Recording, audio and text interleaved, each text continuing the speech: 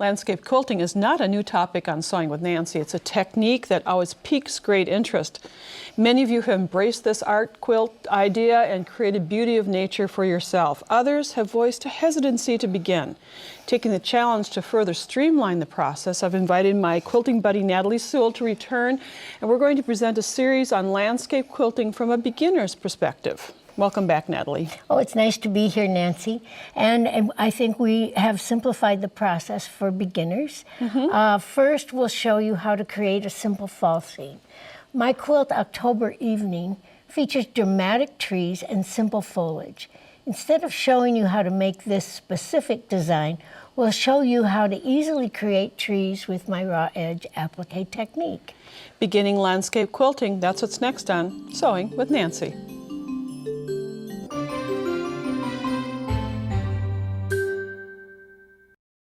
For your first landscape quilting project, you only have to work with a few fabrics.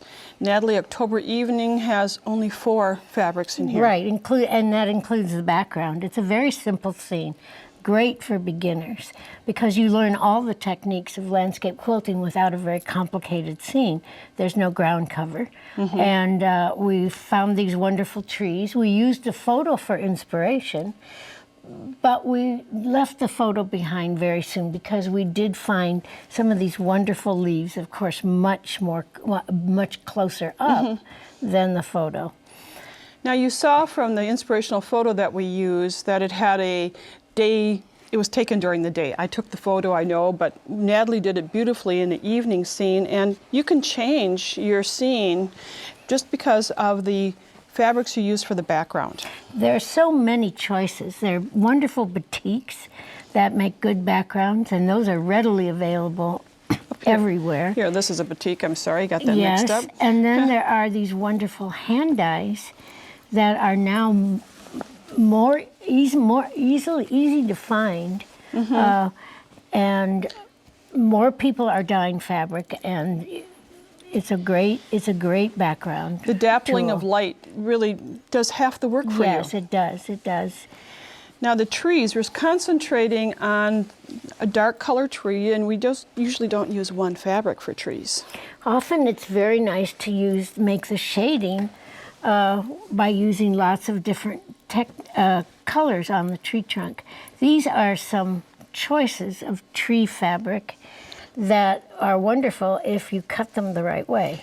Speaking of cutting, we're using raw edge applique, and Natalie's going to show you a messy cutting technique. Yes, never use a rotary cutter when you're making a landscape quilt, because it's too straight and everything will look like a telephone pole. So what I like to do is cut with just the scissors, and starting with a sort of fat bottom and working my way up to. So I'm not careful because trees have a lot of irregularities in them. They have a lot of character. Yes, they do. And this is easy to do and fun. And you just have to give yourself permission that you can cut poorly. Yes. Messy cutting is the key to landscape quilting. Here's a tree that looks like a mess, but when we get it on the scene, it will look just fine.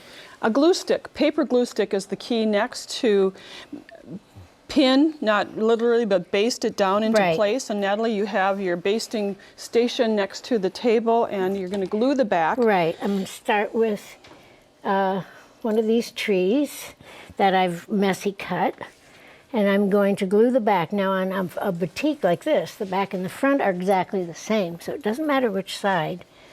And I have a glue stick right here. Glue sticks will not gum up your needle. We get asked that question all the time. It dries clear. Think of it as a stabilizer. It's just fine. It's the kind of glue stick you can buy at a drugstore or an office supply store.